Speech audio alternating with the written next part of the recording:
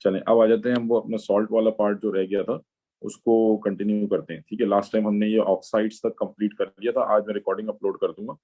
ठीक है, अब हम बात स्टार्ट करते हैं सॉल्ट्स की। तो पहले तो जिनको सॉल्ट्स की डेफिनेशन में प्रॉब्लम है वो क्लियर कर लें कि सॉल्ट बेसिकली है क्या। ये आयोनिक कंपाउंड्स हैं। ठीक है, सॉल्ट को आप कैसे डिफाइन करेंगे? Salts are ionic compounds. ठीक है, सॉल्ट्स आर आयनिक कंपाउंड्स। और कोई भी आयनिक कंपाउंड है तो बेसिकली मतलब जैसे फॉर एग्जांपल NaCl है, सोडियम क्लोराइड।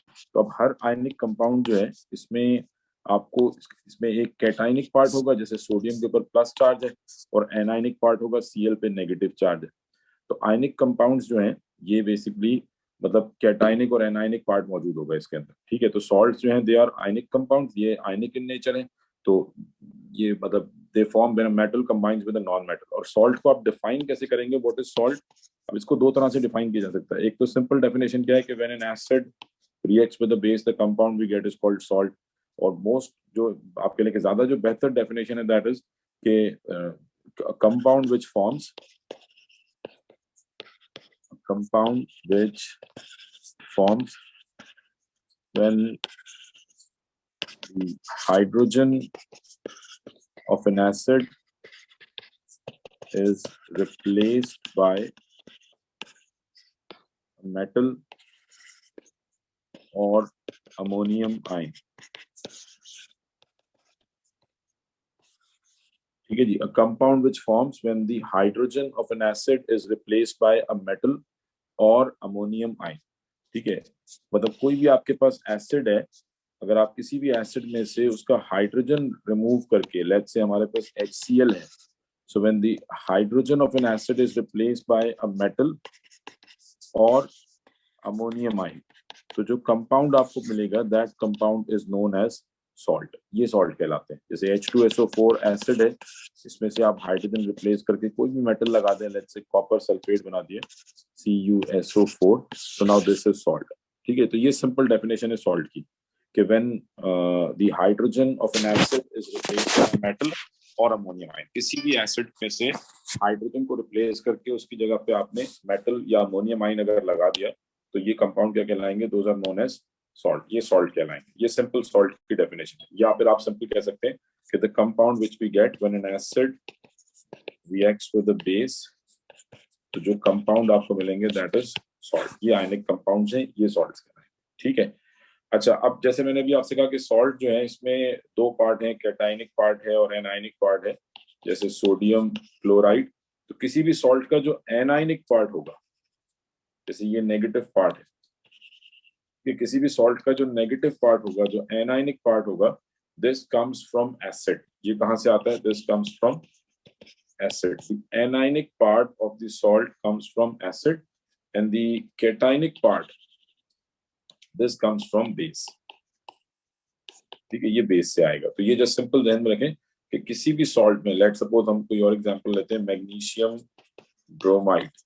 तो अब ये जो ब्रोमाइड है ये एनाइनिक पार्ट है, दिस कम्स फ्रॉम एसिड। तो आप सिंपल कहेंगे कि जी यहाँ पे एसिड कौन सा होगा? This must be HBr। ये HBr से बनने वाला सॉल्ट है। ठीक है, और जो कैटाइनिक पार्ट है this comes from base.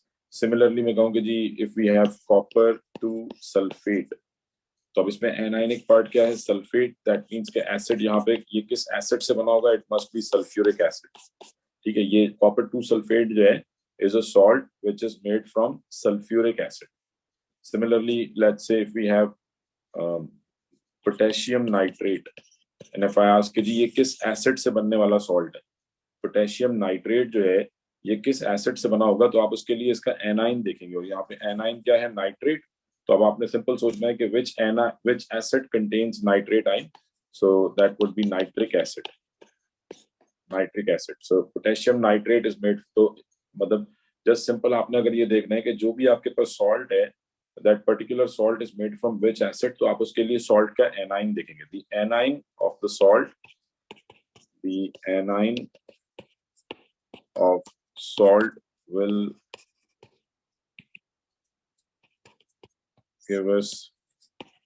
gives the name of acid from which that salt is made.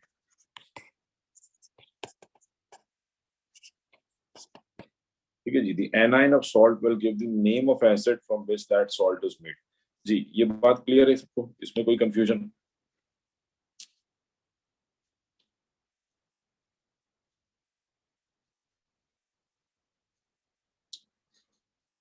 ठीक है जी बेटा।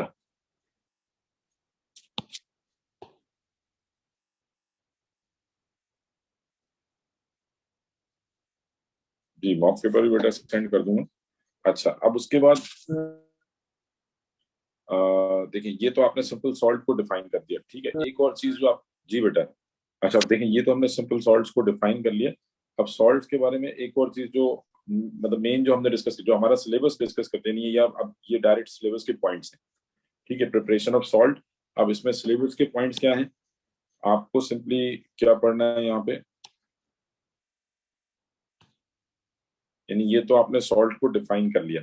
अब मेन जो लर्निंग आउटकम्स है हमारे सिलेबस के, सर जब दोनों सॉल्युबल सॉल्ट होंगे तो एक्सेस में कौन सा लेंगे? वो आप प्रिपरेशन की बात करो ना बेटा, मैं प्रिपरेशन अभी स्टार्ट कर रहा हूँ। ठीक है, तो डिस्क्राइब दी, ये भी प्रिपरेशन पढ़ेंगे तो यहीं पे क्लियर हो जाएगी बात।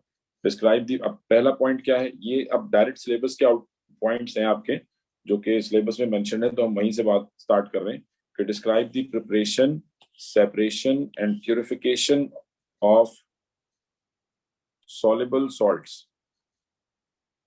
ठीक है, describe the preparation, separation and purification of soluble salts by, अभी ये सिर्फ soluble salt की बात हो रही है। ठीक है, by reaction of an acid with, तो soluble salt जो है, देखिए ये चीज आप सबने पढ़ रखी है कि salt जो है ये soluble भी होते हैं और insoluble भी होते हैं। Most of the salts are water soluble, but there are certain salts which are water insoluble। और कौन से insoluble है उसके लिए आपको solubility रूल्स याद रखने हैं। ठीक है, तो मतलब ये चीज हमें ऑलरेडी क्लियर है कि सॉल्ट्स जो हैं ये दो टाइप के हैं। There are two different types of salts, one which are water soluble and most of the salts are water soluble, but कुछ आपके सॉल्ट ऐसे भी हैं व्हिच आर वाटर इनसॉल्युबल। तो अभी यहाँ जो बात हो रही है, ये बात हो रही है वाटर सॉल्युबल सॉल्ट्स की, कि describe the preparation, separation and purification of soluble salts by reaction of an acid with. ठीक है, अब एसिड, सॉल्युबल सॉल्ट अगर आपने बनाना है तो उसके लिए एसिड किसके साथ रिएक्ट करेगा, it can react by with an alkali by titration, और विद एक्सेस मेटल, और विद एक्सेस इनसॉल्युबल बेस, और विद एक्सेस इनसॉल्युबल कार्बोनेट। तो ये जो तीन मेथड है, इसमें आपके पास टर्म यूज हो रही है एक्सेस। ठीक है, यहाँ पे एक्सेस टर्म यूज हो रही है, बाकी जो ऊपर वाला पार्ट है इसमें एक्सेस की टर्म यूज नहीं हुई है। ठीक है, तो एक तो ये पॉइंट मैं अभी इसको दोबारा वो टेबल के हिसाब से जो है वो डिस्कस करूंगा। फिलहाल सिर्फ ये ध्यान में रख लें कि ये सॉल्युबल सॉल्ट के चार मेथड्स हो गए। ठीक है, ये तीनों, ऑल्दो ये जो तीन मेथड्स हैं ये ऑलमोस्ट सेम मेथड है, इसलिए हमने इनको एक साथ ही पढ़ा था। ठीक है, तो soluble salt it can be made from an alkali by titration method. ठीक है, टाइट्रेशन मेथड से आप प्रिपेयर कर सकते हैं, और by reacting with excess metal और एक्सेस इनसॉल्युबल बेस और एक्सेस इनसॉल्युबल कार्बोनेट। इसी तरीके से preparation, describe the preparation of insoluble salt by precipitation. तो इनसॉल्युबल सॉल्ट किससे बनते हैं, बाय प्रेसिपिटेशन मेथड। तो अब देख लें, इसमें हम यहाँ पे आ जाते हैं कि जी सॉल्ट जो है वो बेसिकली दो टाइप के हैं, सॉल्युबल सॉल्ट और insoluble salt. There are two types of salts, soluble और इनसॉल्युबल। तो इनसॉल्युबल सॉल्ट जो है इनकी तो मेथड ऑफ प्रिपरेशन बिल्कुल सिंपल है कि ये आपने कैसे बनाने, बाय प्रेसिपिटेशन मेथड। अगर कोई भी सॉल्ट वाटर इनसॉल्युबल है तो उसके लिए आप क्या करेंगे, प्रेसिपिटेशन मेथड यूज करेंगे। और if the salt is water soluble, यानी जब आप सॉल्ट बनाने जा रहे हैं तो आपने पहले देखना है कि आपका सॉल्ट वाटर सॉल्युबल है या इनसॉल्युबल है।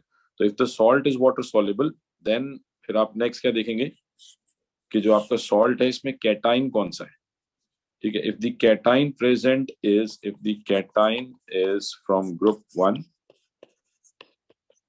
और अमोनियम आइन, अगर कैटाइन ग्रुप 1 का है या अमोनियम आइन है, सॉल्ट में सॉल्ट सॉल्युबल है और कैटाइन ग्रुप 1 का या अमोनियम आइन है, then it we made salt by reacting with alkali through titration method. जो पहला आपको सॉल्युबल सॉल्ट की प्रिपरेशन में जो पहला पॉइंट था कौन सा, ये alkali by titration. So this is for those salts which contain cation from group 1 और अमोनियम, जिनमें ग्रुप 1 या अमोनियम आयन मौजूद हो तो उनको आप टाइट्रेशन मेथड से बनाएं। ठीक है, ये ध्यान में रखिएगा। सिमिलरली अगर आपका सॉल्ट जो है वाटर सॉल्युबल है but the cation does not belongs to group 1, cation is other than group 1, then फिर वो आपके पास दूसरे मेथड्स आ जाते हैं कि acid reacts with excess metal plus acid और excess metal carbonate plus acid और excess metal oxide plus acid. ठीक है, तो ये कौन से सॉल्ट्स के लिए है? This is for those salts which are water soluble in nature and they contain cation other than group 1. तो अगर वाटर सॉल्युबल है और कैटाइन ग्रुप 1 का या अमोनियम आयन है तो टाइट्रेशन मेथड, और बाकी सबके लिए जो है वो आपके पास ये 3 मेथड्स होंगे। और अगर वाटर इनसॉल्युबल है देन तो फिर सिंपल है कि आपने टाइट्रेशन मेथड करना है। हाँ जी, यहां तक किसी को कोई कंफ्यूजन?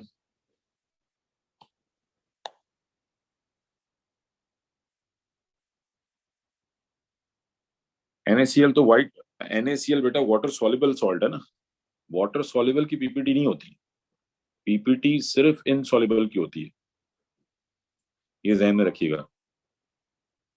प्रेसिपिटेट सिर्फ वाटर इनसॉल्युबल सॉल्ट्स के बनते हैं, वाटर सॉल्युबल सॉल्ट्स के नहीं बनते। ठीक है, तो ये तो हमने सिंपल बात कर ली। अब सॉल्ट मतलब मेकिंग में बेसिक पॉइंट्स क्या हैं, अब आ जाते हैं वन बाय वन तीनों मेथड्स को डिस्कस कर लेते हैं।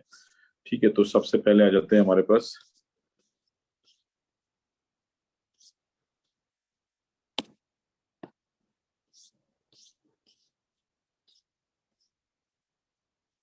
लेट सपोज अगर आप कोई वाटर सॉल्ट बना रहे हैं। अच्छा, अब सॉल्युबिलिटी रूल्स आपके जहन में होने चाहिए।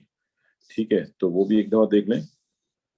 अब ये सॉल्युबिलिटी रूल्स हैं, ठीक है, ये आपके जहन में होने चाहिए। ये डायरेक्ट जो सिलेबस में मेंशन है वहीं से मैं डिस्कस कर रहा हूँ। ठीक है, तो इनको जरा एक दफा देख लें। ये बेसिकली क्या है, these are general solubility rules. ठीक है, तो sodium, potassium and ammonium salts are water soluble. ठीक है, ये जिसको मैं कहता हूँ कि जी sodium potassium because they belong to group 1, तो आप सिंपली ये कह सकते हैं कि ऑल द ग्रुप 1 सॉल्ट्स। ठीक है, सिलेबस के accordingly they are only talking about sodium and potassium, but आप जनरलाइज करके इसको ध्यान में रख लें कि जितने भी ग्रुप 1 सॉल्ट्स हैं, सोडियम हो गया, पोटेशियम हो गया या लिथियम हो गया, so all the group 1 salts and ammonium salts are water soluble. तो किसी भी सॉल्ट में अगर कैटाइन ग्रुप 1 से है या अमोनियम है तो वो वाटर सॉल्युबल होगा। Nitrates are all soluble, nitrate कोई भी हो किसी भी सॉल्ट में अगर एनाइन नाइट्रेट है NO3 minus, that means that particular salt is water soluble. ठीक है, क्लोराइड्स या हैलाइड्स कहते हैं सिंपल, तो chlorides are soluble except for lead and silver. तो अगर हैलाइड के साथ लेड आ जाता है, फॉर एग्जांपल PbCl2 इनसॉल्युबल होगा, AgCl इनसॉल्युबल है। इसके अलावा कोई भी क्लोराइड हो वाटर सॉल्युबल होगा, sodium chloride, copper chloride, calcium chloride, all are water soluble except for lead and silver. Sulphates, all the sulfates are water soluble except for barium, calcium and lead. ठीक है, तो इन 3 sulphates के अलावा बाकी सारे sulphates water soluble. Carbonates CO3 2 minus are insoluble, all the carbonates are water insoluble except group 1। ठीक है, आप जस्ट सिंपली सोडियम पोटेशियम की जगह पे क्या कह सकते हैं, ग्रुप 1, बिकॉज ग्रुप 1 हम पहले ही कह चुके हैं all the group 1 salts are water soluble.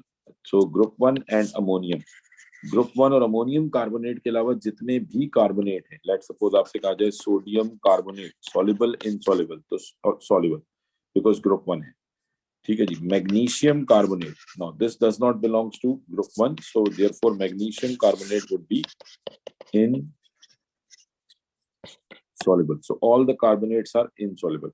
अच्छा, लास्ट में हाइड्रोक्साइड्स ऑल तो सॉल्ट नहीं होते बट इसका भी आप सॉल्युबिलिटी रूल ध्यान में रखें कि hydroxides are insoluble, all the hydroxide just like carbonates, जैसे कार्बोनेट्स इनसॉल्युबल हैं वैसे हाइड्रोक्साइड्स भी इनसॉल्युबल हैं, एक्सेप्ट सेम एक्सेप्शन है group 1 and ammonium and calcium partially.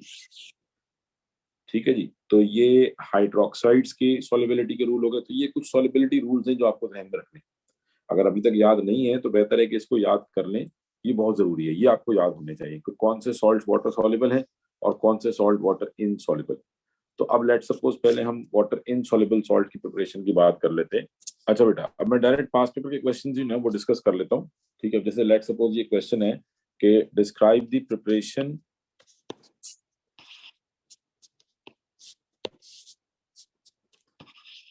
describe the preparation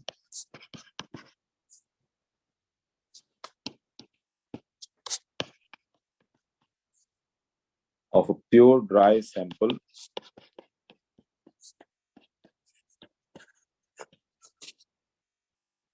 of silver chloride from aqueous silver nitrate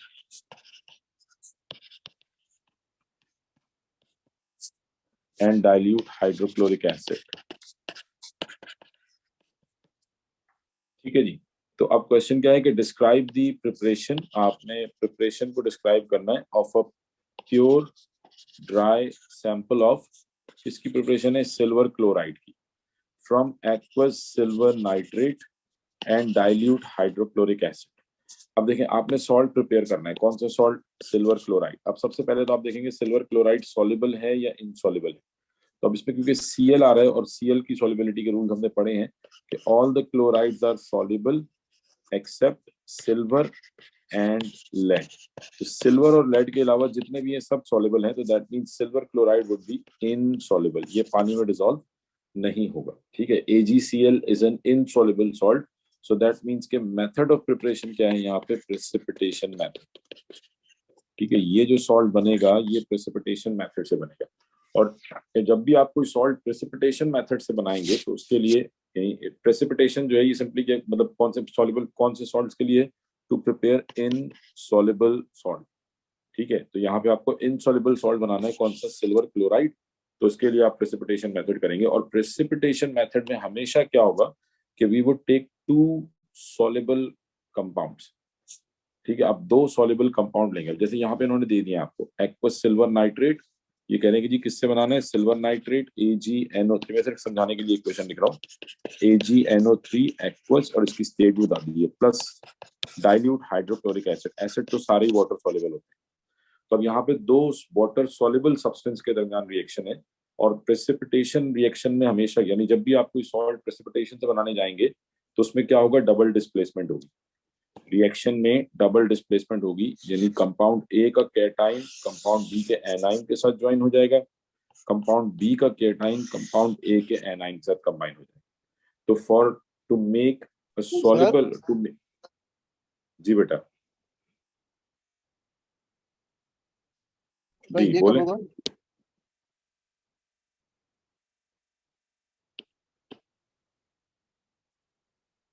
हाँ जी बेटा,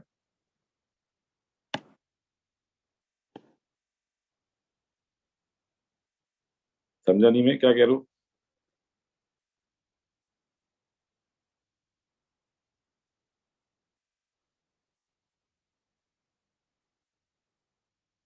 displacement, double displacement, यानी जब आप प्रेसिपिटेशन रिएक्शन कर रहे हैं ना, तो सिर्फ याद रखने के लिए आप ध्यान में रख लें। पहली चीज तो आप एक चीज ये ध्यान में रखें कि precipitation reaction, precipitation reaction into two soluble substance। अगर आपने इनसॉल्युबल सब सॉल्ट बनाना है तो आपको दो सॉल्युबल सब्सटेंस रिक्वायर्ड होंगे। ठीक है, अब ये दो सॉल्युबल सब्सटेंस, दो सॉल्ट हो सकते हैं। ठीक है, दो सॉल्युबल सब्सटेंस आपने लेने। ठीक है, and double displacement reaction would अकर। ये हमेशा प्रेसिपिटेशन रिएक्शन में double displacement reaction will occur. ठीक है, तो आप कह रहे हैं कि दो सॉल्युबल सब्सटेंस लेंगे और इनके दरमियान डबल। अब दो सॉल्युबल सब्सटेंस कौन से लेने, कोई से भी तो नहीं ले सकते ना। दो सॉल्युबल सब्सटेंस आप कौन से लेंगे, मतलब दोनों में से एक में आपके इनसॉल्युबल सॉल्ट का कैटाइन आता हो आपने सॉल्ट कौन सा बनाना है, we are going to make AgCl। तो अब आपको ऐसे दो सॉल्युबल सब्सटेंस लेने हैं जिसमें एक में सिल्वर आता हो और एक में Cl आता हो। जैसे यहाँ देखें एक्वस सिल्वर नाइट्रेट लिया है तो इसमें सिल्वर आ रहा है, और डाइल्यूट HCl लिया है तो इसमें Cl आ रहा है। ठीक है, तो आपको दो ऐसे सॉल्युबल सब्सटेंस लेने हैं जिसमें आपके सॉल्ट के कैटाइन एनाइन आएंगे, ताकि जब डबल डिस्प्लेसमेंट हो तो ऑटोमेटिकली सिल्वर और Cl जो है ये कंबाइन हो जाए।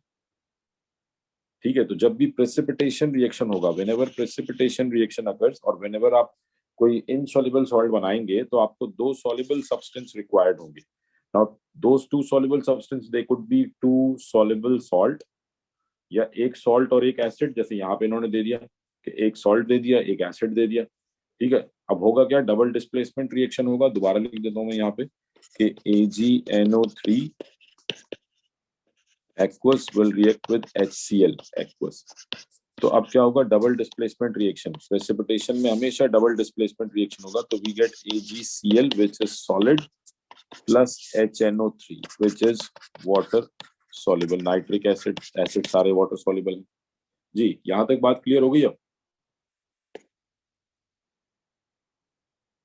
प्रेसिपिटेशन जो है ये बेसिकली हम कहते हैं स्मॉल इनसॉल्युबल सॉलिड पार्टिकल्स को, बिल्कुल छोटे छोटे स्मॉल इनसॉल्युबल पार्टिकल जो कि स्लोली जो है वो आप कह लें कि ग्रेविटी के असर में नीचे आ रहे हो। जैसे जब मतलब जो रेन ड्रॉप्स होते हैं इसके लिए भी टर्म प्रेसिपिटेट्स यूज होती है ना, तो ये बिल्कुल छोटे छोटे, जो जब स्टार्ट में आप कह लें कि रेन होती है या तो वो उस टाइम पे बिल्कुल छोटे छोटे ड्रॉप्स जो है वो गिर रहे होते हैं, तो उसको जो है वो आप प्रेसिपिटेट्स कह रहे होते हैं। ठीक है, तो यहाँ पे हम प्रेसिपिटेशन टर्म कहते हैं बिल्कुल स्मॉल इनसॉल्युबल सॉलिड पार्टिकल्स को।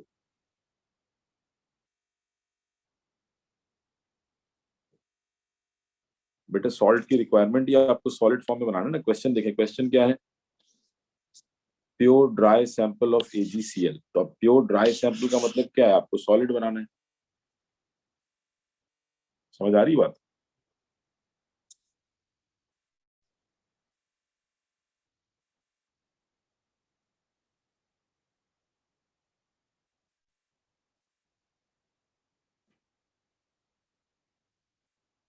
ठीक है, अच्छा तो अब आ जाए मेथड पे, यानी ये तो जस्ट सिंपल आपने ये बता दिया। अब ये सबको क्लियर है प्रेसिपिटेशन रिएक्शन कब करेंगे और किस तरीके से आप डिसाइड करेंगे। प्रेसिपिटेशन में आपने सिंपली क्या करना है, दो सॉल्युबल सब्सटेंस लेने। ठीक है, यानी अब यहाँ तो इन्होंने हमें ऑलरेडी मेंशन कर दिया कि जी सिल्वर नाइट्रेट और HCl ले। मैं चाहूँ तो यहाँ अगर ये मेंशन ना होता और मुझसे पूछा जाता तो आप ये भी कर सकते थे कि AgNO3 सिल्वर नाइट्रेट, आपको दो सॉल्युबल सब्सटेंस लेने ना, तो आपने साथ में सोडियम क्लोराइड ले लिया, ये भी वाटर सॉल्युबल है, तो यहाँ से भी सिल्वर क्लोराइड बन जाएगा। Ag will combine with Cl, Na will combine with nitrate, so again आपको AgCl मिल जाएगा। ठीक है, तो आपको दो सॉल्युबल सब्सटेंस रिक्वायर्ड है जिसमें एक में आपके सॉल्ट का कैटाइन आता हो और दूसरे में आपके सॉल्ट का एनाइन आता हो। ठीक है, अब मेथड ऑफ प्रिपरेशन क्या होगा, ये तो आपने सिंपली ये समझ लिया ना कि जी मतलब प्रेसिपिटेशन रिएक्शन है क्या। पेपर में आप क्या लिख के आएंगे, क्योंकि क्वेश्चन क्या था कि describe the preparation of pure dry sample of AgCl from silver nitrate and dilute HCl। तो अब मेथड ऑफ प्रिपरेशन आप क्या कहेंगे कि जी mix both the aqueous solution together, mix both the aqueous solution together।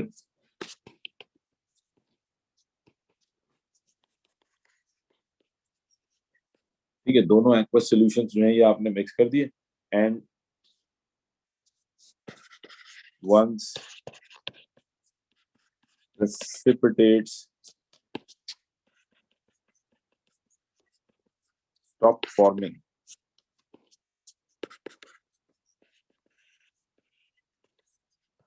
filter the solution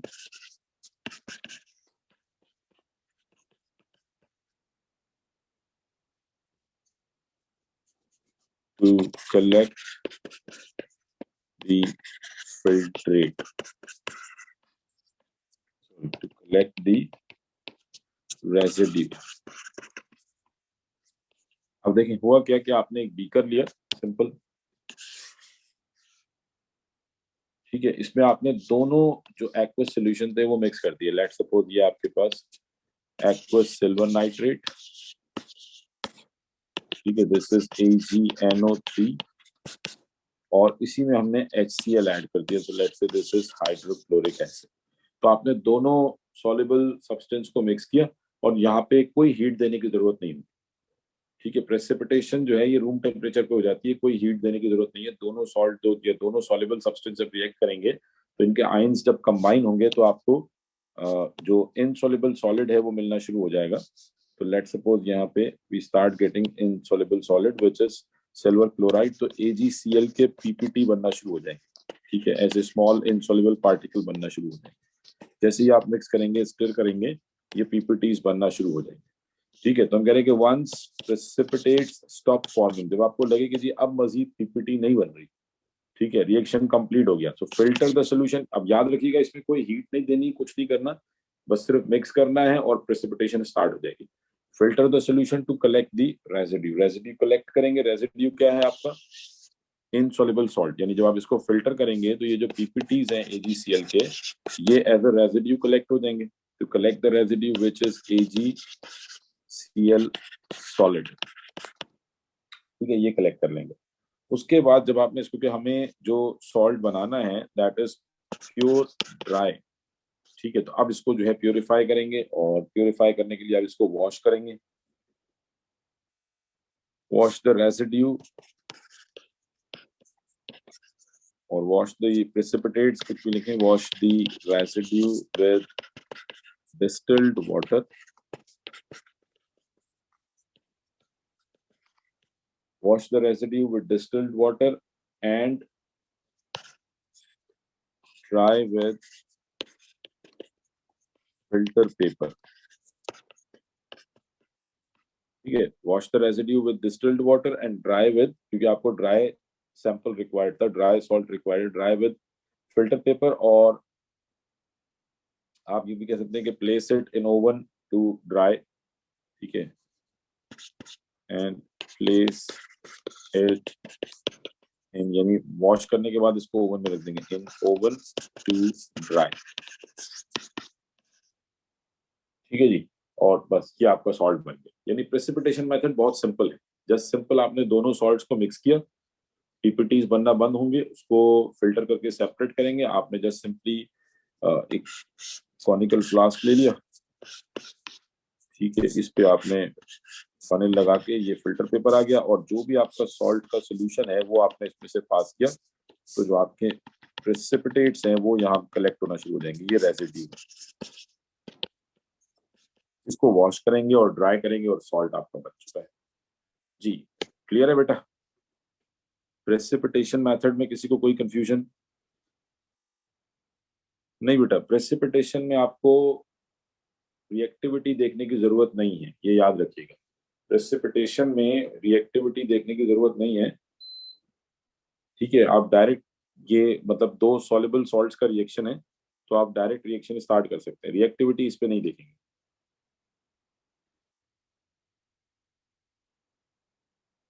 sir इसके अंदर कोई फिक्स अमाउंट नहीं है, एक्सेस में होगा दोनों? हाँ, दोनों आप एक्सेस में, मतलब आपने कोई कैलकुलेशन से नहीं लेना,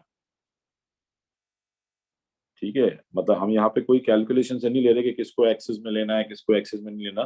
तो आपने जस्ट रैंडमली जो है वो अमाउंट ले लिया है, और अगर पेपर में बोले कि जी इतना अमाउंट लेना है तो फिर आप लिख देंगे इतना अमाउंट ले लें।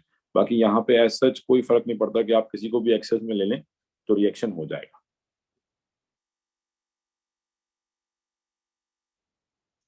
जी क्लियर है? ये एक्सेस वाला जो चक्कर है वो सिर्फ वो एसिड रिएक्शंस के अंदर है, यहाँ पे उसका कोई चक्कर नहीं है।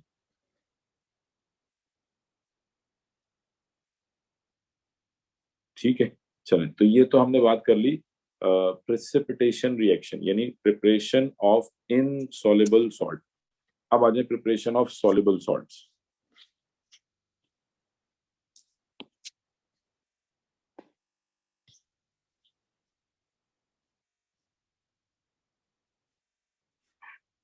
ठीक है, तो लेट्स सपोज हमारे पास क्वेश्चन है मैग्नीशियम क्लोराइड, प्रिपरेशन ऑफ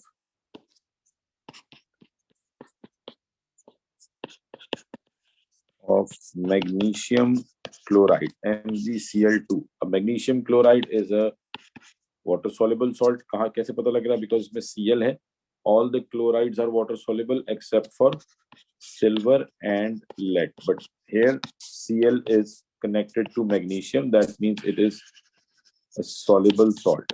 अब soluble salt है तो देखेंगे कैटाइन कौन सा है, और क्योंकि यहाँ पे कैटाइन जो है is magnesium which is not part of group 1, that means यहाँ पे जो method of preparation होगा या जो reaction होगा that would be acid plus excess metal और acid plus excess metal oxide और excess acid plus metal excess metal carbonate, इन तीनों में से कोई भी आप एक रिएक्शन करेंगे, ठीक है, बिकॉज सॉल्युबल सॉल्ट है और इसमें कैटाइन ग्रुप 1 का नहीं। तो पहली चीज तो आपने ये जज कर लेनी है कि यहाँ पे मेथड कौन सा यूज होगा, ठीक है। अच्छा, अब इसमें आपने सिंपली क्या करना होता है कि आपने एसिड, तो अगर मैं आपसे पूछूं कि जी एसिड कौन सा लेंगे, तो जैसे मैंने आपसे पहले ही बात कर चुका हूँ, किसी भी सॉल्ट का जो एनाइन है ये आपको एसिड के बारे में बता देगा कि यहाँ पे एसिड कौन सा चूज करना है। तो क्योंकि एनाइन Cl है, दैट मीन्स कि यहाँ पे हम एसिड कौन सा यूज करेंगे, हाइड्रोक्लोरिक एसिड, ठीक है। और मैग्नीशियम के लिए आप डायरेक्ट मेटल मैग्नीशियम भी ले सकते हैं, और we can take magnesium oxide और we can take magnesium carbonate. तो तीनों में से जो भी अवेलेबल है आप उसके साथ रिएक्शन करा सकते हैं, किसको, डाइल्यूट एसिड, ठीक है। प्रिपरेशन ऑफ सॉल्युबल सॉल्ट है which contain cation other than group 1, तो आप एसिड रिएक्शन से बना रहे हैं, ये एसिड रिएक्शन मेथड कहलाएगा। इसमें हम एसिड को रिएक्ट करेंगे आइदर विद मेटल और मेटल ऑक्साइड और मेटल कार्बोनेट। ऑलमोस्ट इनका जो मेथड ऑफ प्रिपरेशन है वो सेम है, तो आप कोई भी एक मेथड यूज कर सकते हैं। लेट सपोज हमने कहा कि जी विद मेटल ऑक्साइड, तो आपने magnesium oxide plus hydrochloric acid, तो ये acid plus metal oxide reaction होगा, we get MgCl2 plus water. अच्छा, अब इसमें आप क्या करेंगे कि मेथड ऑफ प्रिपरेशन क्या होगा, जो आप एसिड ले रहे हैं ये वार्म एसिड लेंगे, ठीक है, इसको थोड़ा सा जेंटल हीट करेंगे, ठीक है, इसका टेम्परेचर जो है वो इंक्रीज करेंगे। तो लेट सपोज आपके पास मेथड ऑफ प्रिपरेशन हम लिखते हैं, यहां तक बात क्लियर है, इसमें किसी को कोई कंफ्यूजन बेटा? जी, ये सबको क्लियर है?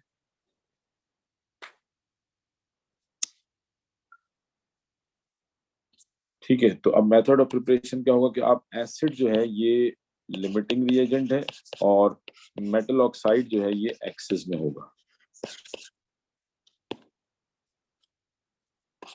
ठीक है। तो टेक वार्म एसिड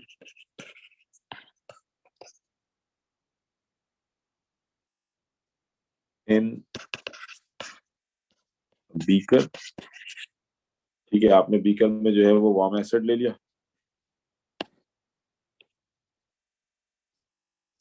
या आप सिंपली यहां से स्टार्ट कर सकते हैं कि take acid in a beaker and heat it gently, यूं भी आप बात स्टार्ट कर सकते हैं कि आपने एसिड जो है वो बीकर में लिया और इसको एक्स जेंटल हीट किया, ठीक है। तो आपके पास अब हीट क्यों करते हैं, तो just to increase the rate of reaction, speed of reaction बढ़ाने के लिए, ठीक है, बिकॉज वार्म एसिड में जल्दी डिसॉल्व होगा। देन ऐड एक्सेस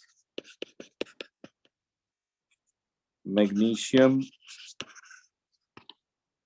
ऑक्साइड, ठीक है, आपने सिंपली एसिड लिया, उसको हीट किया और फिर उसमें एक्सेस अमाउंट में मैग्नीशियम ऑक्साइड ऐड कर दिया। तो लेट सपोज क्या होगा कि आपके पास ये बीकर है,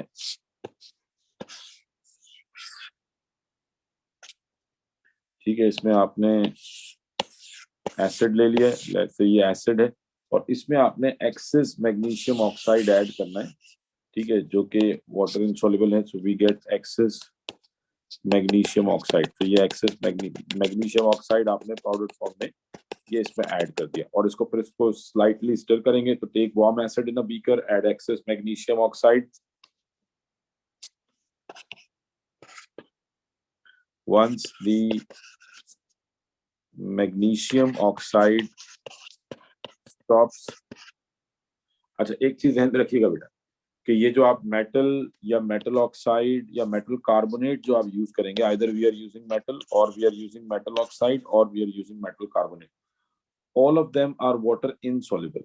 ये सब के सब क्या है, there all water insoluble, all of them are water insoluble, ठीक है, ये सब इनसॉल्युबल है। तो ये इनकी स्टेट्स क्या होंगी, solid solid solid, all of them, और जो एसिड है ये वाटर सॉल्युबल होगा, ठीक है। तो अब आपने जो मेटल ऑक्साइड लिया है that would be water insoluble. तो जब आप ये मैग्नीशियम ऑक्साइड ऐड करेंगे, मैग्नीशियम ऑक्साइड का और हाइड्रोक्लोरिक एसिड का रिएक्शन स्टार्ट होगा। MgO will start reacting with hydrochloric acid. MgO solid form में है, HCl एक्वस फॉर्म में है, जो सॉल्ट बन रहा है ये भी एक्वस फॉर्म में है। तो इसका मतलब ग्रेजुअली जो आपने सॉलिड मैग्नीशियम ऑक्साइड लिया है इसका अमाउंट कम होना शुरू हो जाएगा, बिकॉज ये रिएक्ट कर रहा है HCl के साथ, तो ये ग्रेजुअली कम होता जाएगा। लेकिन क्योंकि ये आपने एक्सेस में लिया है, MgO इज इन एक्सेस, तो एक टाइम आएगा कि ये डिसअपियर होना बंद हो जाएगा, मतलब ये बच जाएगा। तो once the MgO stops disappearing,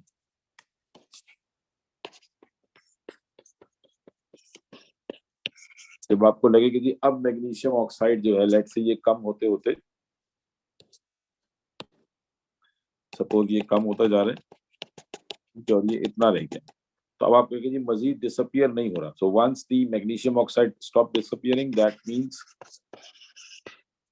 reaction is complete और एट इट्स एंड, ठीक है, ये अपने एंड पे है। हाँ जी, बात समझ में आ रही है बेटा? कोई प्रॉब्लम इसमें? आपने वार्म एसिड लिया, उसमें एक्सेस मेटल ऑक्साइड ऐड किया और रिएक्शन जो है वो स्टार्ट हो गया। वंस इट स्टॉप्स डिसअपियरिंग, जब आपका मेटल ऑक्साइड डिसअपियर होना बंद हो जाए, इसका मतलब अब रिएक्शन कंप्लीट हो गया है। ये समझ में आ रहा है? पॉइंट सबको क्लियर है यहाँ तक? तो आपने रिएक्शन कहाँ पे रोकना है? जहां आपको लगे कि जी अब डिसअपियर नहीं हो रहा है, इसका मतलब कि यहाँ पे रिएक्शन कंप्लीट हो गया। तो once the magnesium oxide stops disappearing that means reaction is completed. अब रिएक्शन क्या हो गया? कंप्लीट हो गया, ठीक है। अब आप क्या करेंगे कि ये जो एक्सेस मेटल ऑक्साइड है ये बच गया ना। असल में ये आप एक्सेस में क्यों यूज करते हैं, एसिड को एक्सेस में क्यों यूज नहीं करते? बिकॉज एसिड्स जो हैं ये कोरोसिव होते हैं, एसिड्स आर हार्मफुल। आप ये नहीं चाहते कि आपके फाइनल प्रोडक्ट में एसिड एज ए कंटेमिनेशन मौजूद हो, ठीक है। तो इसलिए आपने मैग्नीशियम ऑक्साइड जो है वो एक्सेस में लिया है, so that all the acid gets use, so that all the acids is used up, ठीक है। एसिड को कंप्लीटली यूज्ड अप करने के लिए, उसको खत्म करने के लिए कि आखिर में बचे ना, आपने मैग्नीशियम ऑक्साइड एक्सेस में लिया है।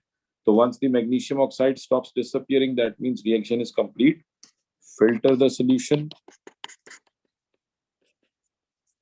filter the solution to collect filtrate, to collect salt, क्योंकि देखिए अब सॉल्ट बन गया, MgCl2 बन गया। जब ये डिसअपियर होना बंद हो गया इसका मतलब रिएक्शन कंप्लीट हो गया, MgCl2 बन चुका है।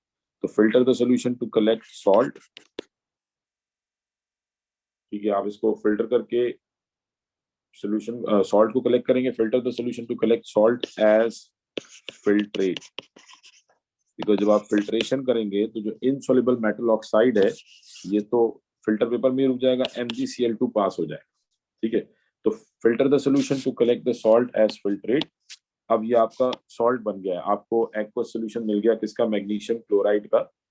और मतलब फिल्ट्रेट मिलने के बाद अब अगर आपसे कहा जाए कि जी क्रिस्टल्स बनाने हैं तो फिर आप क्रिस्टलाइजेशन करेंगे, अदरवाइज सॉल्ट आपको बन चुका है, ठीक है। यानी कि आपने मैग्नीशियम ऑक्साइड ऐड किया हाइड्रोक्लोरिक एसिड में, वी गेट MgCl2। अब ये जो सॉल्ट बना है ये एक्वस फॉर्म है, तो अगर तो क्रिस्टल्स बोले गए तो आप आगे स्टेप्स लिखेंगे, अदरवाइज ये रिएक्शन यहाँ कंप्लीट हो गया। तो लेट सपोज अगर हमें क्रिस्टलाइजेशन करनी है तो फिल्ट्रेशन के लिए क्या करेंगे कि take transfer the filtrate into evaporating dish, जिसमें आप हीट करेंगे उसको, evaporating dish. Transfer the filtrate into evaporating dish and heat up to crystallization point.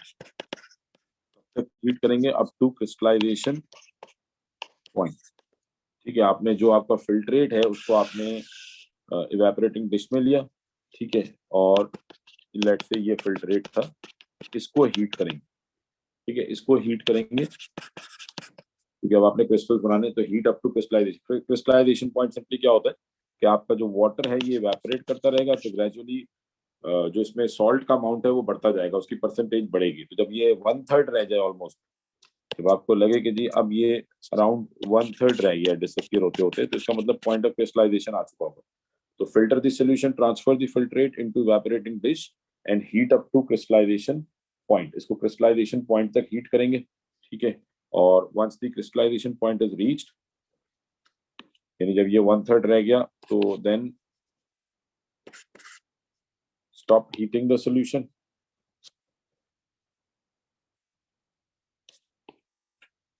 Stop heating the solution. जब crystallization point आ गया तो heat देना बंद करेंगे and let the solution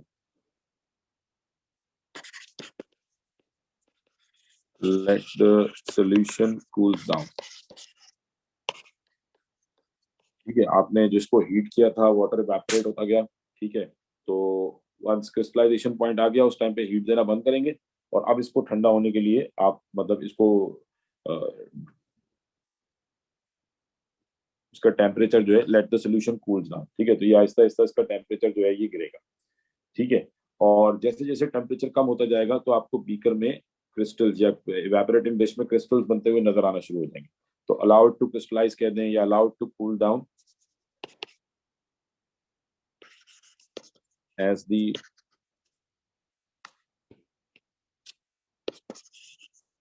solution cools down, crystals will appear. Filter the solution, तो जैसे जैसे temperature कम होगा ऑटोमेटिकली आपके सोल्यूशन में से क्रिस्टल्स बन के आना शुरू हो जाएंगे, ठीक है। Allow it to crystallise, filter the solution to collect crystals, ठीक है। जब क्रिस्टल्स बन जाएंगे उसके बाद आप उसको फिल्टर करके क्रिस्टल्स को कलेक्ट करेंगे एंड देन फिर उसको वॉश करेंगे और ड्राई करेंगे। वही सेम पूरा प्रोसेस के वॉश द क्रिस्टल्स, क्योंकि आपको प्योर क्रिस्टल्स चाहिए होंगे। Wash the crystals with distilled water और ऑर्गेनिक सॉल्वेंट। अगर ज्यादा सॉल्युबल है पानी में तो फिर वाटर की जगह पे organic solvent and dry between filter paper और ड्राई इन ओवन, किसी भी आप तरीके से कर सकते हैं। तो ये क्रिस्टल्स बन गए, ठीक है जी। यानी पहले आपने एक्सेस मेटल ऑक्साइड ऐड किया एसिड में, उसको रिएक्शन होने दिया। जब एक्सेस मेटल ऑक्साइड डिसअपियर होना बंद हो गया, once it stops disappearing, that means के रिएक्शन इज कंप्लीट, ठीक है। तो जहां पर डिसअपियर होना बंद हो गया, इसके बाद रिएक्शन कंप्लीट हो गया, फिर इसको आपने फिल्टर करके सेपरेट कर दिया। Filter the solution to collect salt as filtrate, हाँ, to collect salt as filtrate. ये आपको जब आप फिल्टर करेंगे तो जो सॉल्ट है, दिस इज सॉल्ट, ठीक है, ये आपको as a filtrate liquid form में मिल जाएगा, ठीक है। अब अगर आपने क्रिस्टल बनाने हैं तो transfer the filtrate into evaporating dish and heat up to crystallization point. Crystallization point क्या है कि जब सोल्यूशन 1/3 रहे। तो स्टॉप हीटिंग द सोल्यूशन जब once crystallization point is reach and let allow it to crystallize और let the solution cools down, ठीक है, कुछ भी यहाँ पे लिखे। And as the solution cools down तो क्रिस्टल्स ऑटोमेटिकली अपीयर होना शुरू हो जाएंगे। फिल्टर करके क्रिस्टल्स को कलेक्ट करेंगे और वॉश एंड ड्राई करेंगे। तो ये पूरा प्रोसेस है preparation of soluble salt from acid and excess metal oxide. अच्छा, अब देखें इसमें जो आपके क्वेश्चंस हैं कि जी बेटा, आप इसमें कोई भी मेटल या मेटल ऑक्साइड या मेटल कार्बोनेट ले सकते हैं। मतलब उसमें मेटल वही, जैसे फॉर एग्जांपल अगर आप मैग्नीशियम क्लोराइड ले रहे हैं तो आप मैग्नीशियम का ऑक्साइड लेंगे या मैग्नीशियम का कार्बोनेट लेंगे या इटसेल्फ मैग्नीशियम लेंगे। तो ये तो डिपेंड करता है कि आप कौन सा सॉल्ट बना रहे हैं, ठीक है। तो अगर मैग्नीशियम कार्बोनेट, मैग्नीशियम क्लोराइड बनाना है तो आप सोडियम ऑक्साइड नहीं लेंगे। जो सॉल्ट आप बना रहे हैं उसमें जो मेटल मौजूद है वही मेटल या उसका ऑक्साइड या उसका कार्बोनेट। क्लियर है ये बात?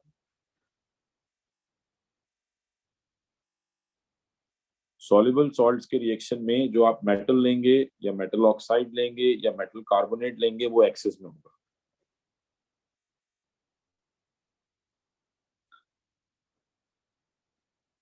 ठीक है, तो ये ध्यान में रखिएगा कि जो सॉल्युबल सॉल्ट के जो आपने रिएक्शंस या सॉल्युबल सॉल्ट की जो प्रिपरेशन है, ठीक है, अभी हमने पहले भी बात की, फिर दोबारा इसको देखें। ये जो हमने समझ गया। हाँ, ये जो हमने चार्ट बनाया है, ये याद रखें कि जो आप सॉल्युबल सॉल्ट बनाएंगे, ठीक है, सॉल्ट आपने कहा कि सॉल्युबल हो सकता है। अब सॉल्युबल सॉल्ट की दो प्रिपरेशन है, एक है वो सॉल्युबल सॉल्ट जिनमें कैटाइन ग्रुप 1 का है, वो टाइट्रेशन मेथड से पढ़ेंगे, ये भी हमने नहीं पढ़ा। दूसरे हैं वो सॉल्युबल सॉल्ट जिनमें कैटाइन अदर देन ग्रुप 1 है, उसमें आप एसिड के साथ मेटल को रिएक्ट करेंगे, एसिड के साथ मेटल कार्बोनेट को रिएक्ट करेंगे, या एसिड के साथ मेटल ऑक्साइड को रिएक्ट करेंगे। और इन सारे केसेस में जो भी आप मेटल लें या मेटल ऑक्साइड लें या मेटल कार्बोनेट लें, ये सॉलिड में होगा और एक्सेस अमाउंट में होगा, ठीक है। मतलब एसिड जो है ये लिमिटिंग रिएक्टेंट, और इसका रीजन मैंने आपको बता दिया कि we do not want to get our salt contaminated with acid, because acids जो हैं ये हार्मफुल होते हैं। सेकेंडली एक्सेस मेटल या एक्सेस मेटल कार्बोनेट या एक्सेस मेटल ऑक्साइड, क्योंकि ये सॉलिड फॉर्म में है, तो ये जब मतलब हमें इजीली पता लग जाएगा कब रिएक्शन कंप्लीट हो रहा है, बिकॉज जैसे रिएक्शन स्टॉप होगा तो ये यूज्ड अप होना बंद हो जाएंगे, तो हम समझ जाएंगे रिएक्शन कंप्लीट होगी। ठीक है, तो आई थिंक अब यहाँ तक बात सबको क्लियर हो गई होगी जी। कोई प्रॉब्लम इसमें? क्लियर है सबको? ठीक है, अब आप मेटल ऑक्साइड की जगह पे लेट सपोज अगर मुझे यहाँ पे सॉल्ट प्रिपेयर करना होता,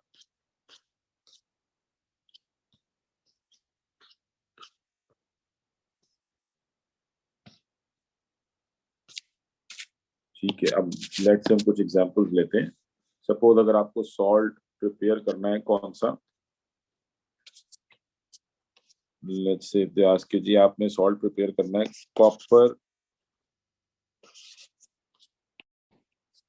कॉपर सल्फेट, ठीक है। तो आप सबसे पहले क्या देखेंगे, कॉपर सल्फेट सॉल्युबल है या इनसॉल्युबल है, तो all the sulphates are water soluble, sulphate है ना, तो यहाँ तो देखेंगे all the sulphates are water soluble except for barium, calcium and lead.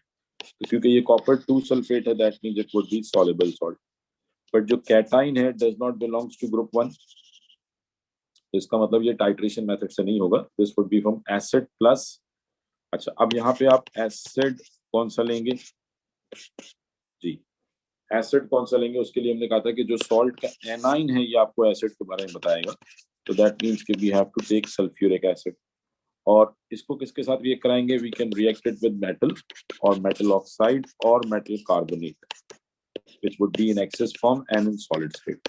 तो अब ऑब्वियसली आप कॉपर, अब अच्छा, अब इसमें एक चीज ध्यान में रखिएगा, आप यहाँ पे डायरेक्ट कॉपर जो है वो सल्फ्यूरिक एसिड के साथ रिएक्शन नहीं करेंगे। उसकी वजह क्या है, यानी कि इस पर्टिकुलर रिएक्शन में कॉपर सॉलिड रिएक्ट यूज नहीं करेंगे। उसकी वजह क्या है, copper is less reactive than hydrogen, reactivity series आपने पढ़ी है, this is less reactive than hydrogen, so it can not replace directly hydrogen, ठीक है। जिसकी वजह से आप डायरेक्ट, यानी if the metal is below hydrogen in the reactivity series, तो फिर ये वाला ऑप्शन कैंसिल हो जाता है।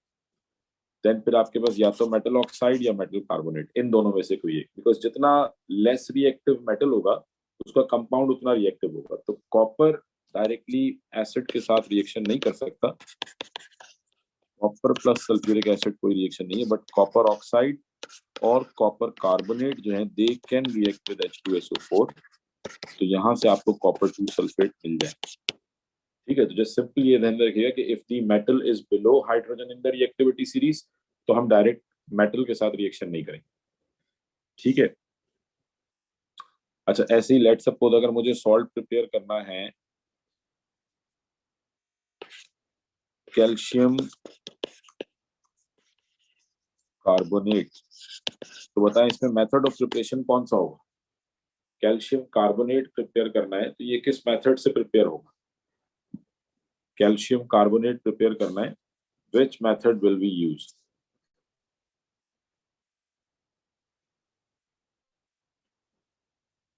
प्रेसिपिटेशन, बिकॉज कार्बोनेट है और ग्रुप 1 कार्बोनेट नहीं है, दैट मीन्स के वाटर इनसॉल्युबल है, तो कार्बोनेट्स वाटर इनसॉल्युबल सॉल्ट के लिए मेथड ऑफ प्रिपरेशन क्या होगा, प्रेसिपिटेशन, ठीक है। तो कैल्शियम कार्बोनेट है, तो दैट मीन्स के यहाँ पे ये इनसॉल्युबल सॉल्ट है, तो प्रेसिपिटेशन मेथड से बनाएंगे,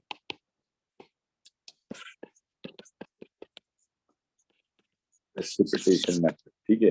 तो अब कैल्शियम कार्बोनेट CaCO3, अब इसके लिए आपको CaCO3 सॉलिड है, तो 2 सॉल्युबल सब्सटेंस रिक्वायर्ड होंगे, one of which contain calcium and the other contain carbonate. तो आपने कैल्शियम का कोई सॉल्युबल सॉल्ट ढूंढना है, तो किसी भी मेटल को आपने सॉल्युबल करना हो तो उसके साथ नाइट्रेट लगा दें, all the nitrates are soluble, तो कैल्शियम नाइट्रेट। अब इसको आप रिएक्ट करेंगे विद अ कार्बोनेट जो कि वाटर सॉल्युबल हो।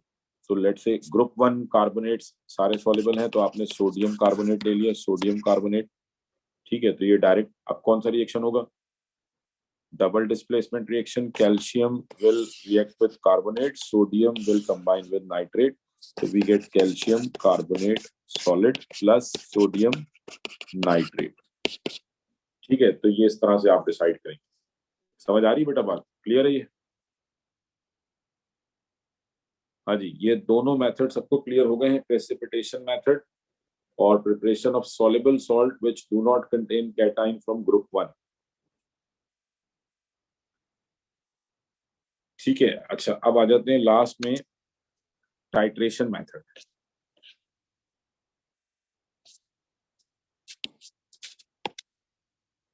टाइट्रेशन मेथड जो है ये किसके लिए है, this is for water soluble salts. Let's say आपने सोडियम क्लोराइड प्रिपेयर करना है, NaCl, सोडियम क्लोराइड। अब सोडियम क्लोराइड क्या है, ये वाटर सॉल्युबल सॉल्ट है। Sodium chloride is water soluble, NaCl, all the sodium salts are water soluble, so NaCl is water soluble and plus it contain cation from group 1, so that means के group 1 cation है यहाँ पे। that means के method of preparation क्या है, titration, और titration है तो that means के we will react our acid with an alkali, alkali means के water soluble base, ठीक है। तो इस दफा आपका एसिड भी वाटर सॉल्युबल है, बेस भी वाटर सॉल्युबल है, और जो सॉल्ट बनेगा that is also water soluble plus water, ठीक है। तो इस दफा मतलब everything is dissolved in water.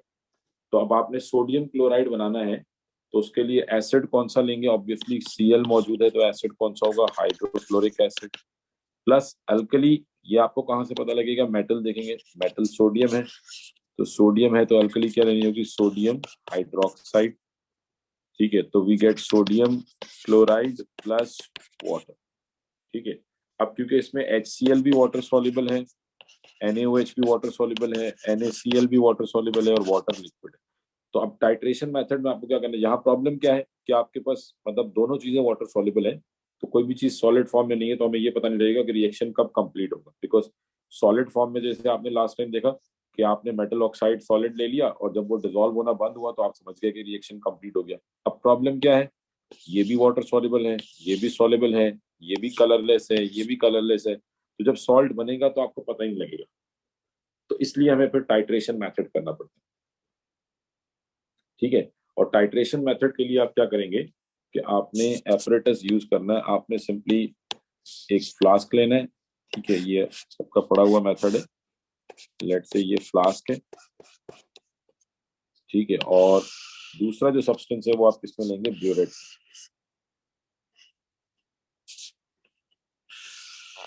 Late से ये ब्यूरेट है,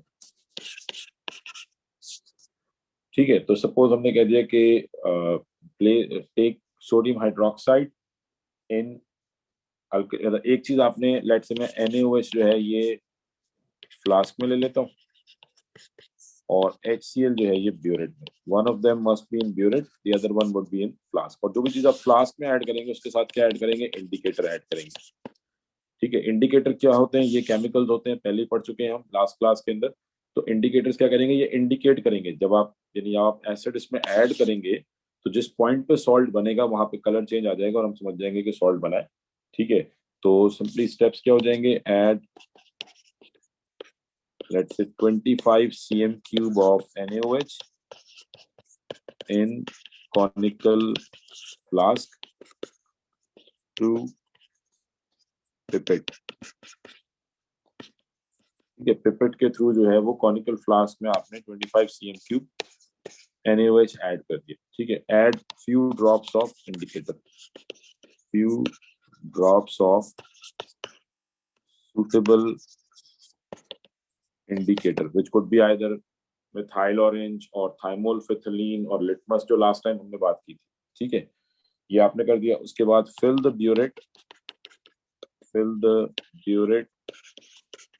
with HCl। ठीक है जी।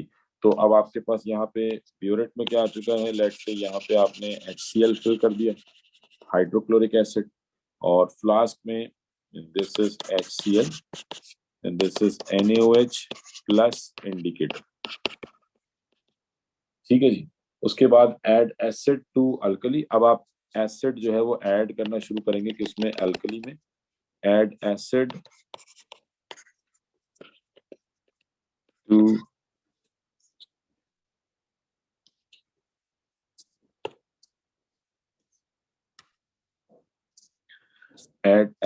To alkali. ठीक है, या मतलब सिंपली आप कहते हैं add acid from burette into alkali until we observe a color change, until a color change। कब तक ऐड करके जाना है, until a color change is, या आप कह लेंगे until first permanent color change, यूं भी आप लिखा जा सकता है कि until first permanent color change is observed। ठीक है, जहां पे आपको कलर चेंज नजर आएगा वहीं पे आप इसका जो टैप है, ये इसका टैप है, इसको क्लोज कर देंगे और एसिड ऐड करना बंद कर देंगे। ठीक है, तो add acid to alkali until a colour change is observe. ठीक है, जैसे कलर चेंज आएगा वहीं पे आप ऐड करना बंद कर देंगे। ठीक है, तो at this point solution is neutralised. At this point solution is neutralised and salt is prepared। Solution neutralise हो गया, सॉल्ट बन चुका है। लेकिन प्रॉब्लम क्या है कि जो आपका सॉल्ट बना है, ठीक है, दिस इज कंटेमिनेटेड, यानी यहाँ जो सॉल्ट बना है, this salt is contaminated with indicator.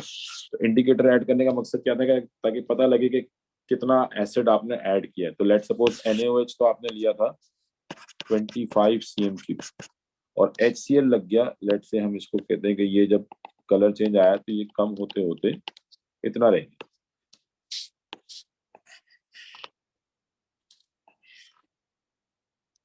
ठीक है, तो लेट से आपने यहाँ से स्टार्ट किया था और ये इतना रह गया, तो ये आप रीडिंग नोट कर लेंगे कि आपने HCl कितना यूज किया। लेट से HCl 24 cm³ यूज हुआ। ठीक है, तो रिपीट द प्रोसेस। अब क्योंकि इंडिकेटर जो है ये इम्प्योरिटी है और हमें प्योर सॉल्ट बनाना है, तो अब आपका इंडिकेटर का जो पर्पस था वो सर्व हो चुका है, आपको पता लग गया कि एसिड कितना यूज करना था। अब सिंपली क्या होगा कि repeat the process,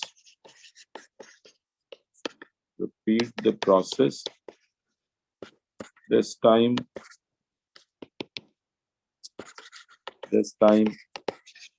without indicator।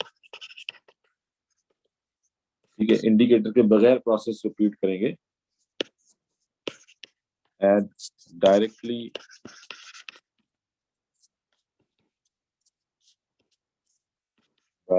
the measured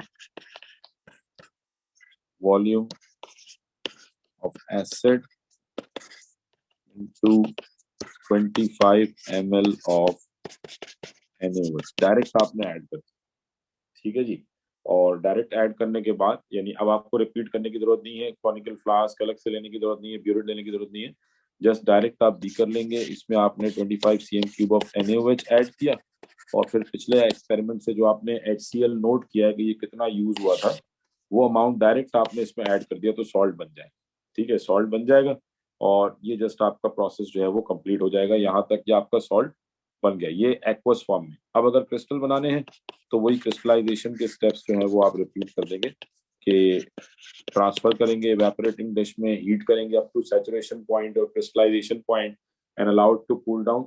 और जैसे ही मतलब क्रिस्टल्स बनेंगे उसको वॉश करेंगे, कलेक्ट करेंगे फिल्ट्रेशन के थ्रू और वॉश एंड ड्राई करेंगे। तो ये कहलाएगा titration method. Titration method is for those salts which are water soluble and which contain cation from group 1 or ammonium NH4 plus। ठीक है जी, तो ये उनके लिए मेथड आ गया। Titration method is for salts which are water soluble and which contain cation from group 1 or ammonium ion, और titration में क्या है कि we react acid with alkali which is water soluble, तो यहाँ पे इंडिकेटर यूज करते हैं और ये पूरा प्रोसेस है। जी क्लियर हो गई बात, इसमें कोई कंफ्यूजन किसी को?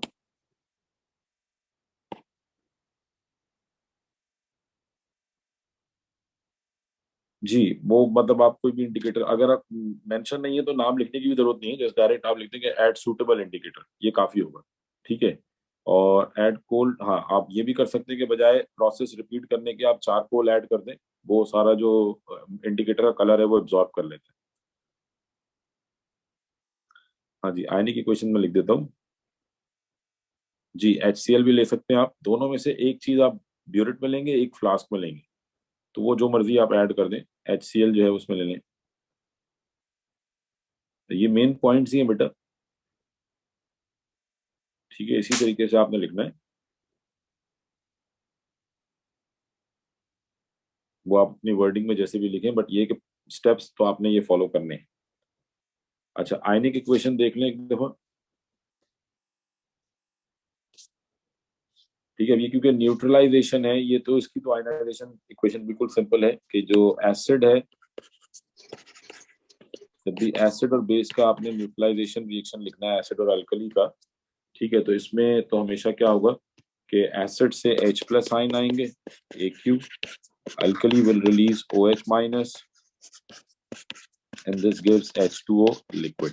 ठीक है, आयनिक इक्वेशन का मतलब क्या होता है कि आपने वो आयंस शो करने which are taking part in the reaction. ठीक है, जब भी आपसे आयनिक इक्वेशन का बोला जाए तो दैट मीन्स कि आपने वो आयंस शो करने, जैसे भी हमने ऊपर एक रिएक्शन लिखा था कि silver nitrate AgNO3 which was aqueous reacting with hydrochloric acid which was also aqueous, तो क्या बन रहा था, silver chloride solid plus HNO3 aqueous. अब अगर मुझसे कहा जाए कि जी इसकी आयनिक इक्वेशन लिखनी है, तो पहली चीज तो आपको स्टेट्स लगानी होगी, वो हमने लगा दी, उसके लिए आपको सॉल्युबिलिटी रूल्स आते हैं। अब आप ये देखेंगे कि कौन से ऐसे आयंस हैं जो कि जिनकी स्टेट में कोई चेंज नहीं आया है। जैसे आप देखें नाइट्रेट जो है ये रिएक्शन से पहले भी एक्वस है, नाइट्रेट रिएक्शन के बाद भी एक्वस है। तो कोई भी ऐसा आयन जो कि रिएक्शन से पहले रिएक्शन के बाद एक्वस हो, ना तो उसकी फिजिकल स्टेट में कोई चेंज आए, यानी पहले भी एक्वस बाद में भी एक्वस, और ना ही उसके ऑक्सीडेशन स्टेट में कोई चेंज आए, यानी नाइट्रेट का ऑक्सीडेशन नंबर यहाँ भी -1 तो ये कैंसिल आउट हो जाएगा, कहेंगे ये रिएक्शन में इन्वॉल्व ही नहीं। ऐसे ही आप देखें कि H जो है ये रिएक्शन से पहले भी एक्वस है और H रिएक्शन के बाद भी एक्वस है, तो H भी कैंसिल हो जाएगा। सिल्वर रिएक्शन से पहले एक्वस है, सिल्वर रिएक्शन के बाद सॉलिड है, Cl पहले एक्वस, Cl बाद में solid, so that means Ag और Cl के दरमियान में रिएक्शन है।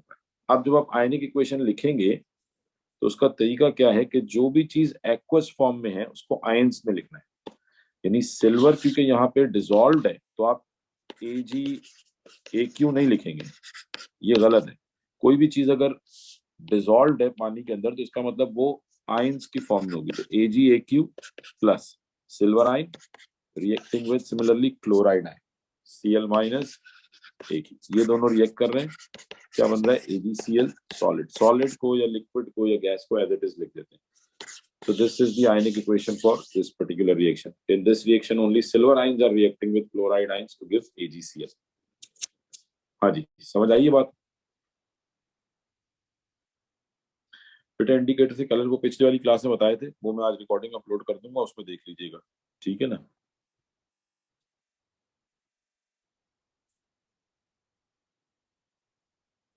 अच्छा जी, अब आखिरी पॉइंट पे आ जाते हैं।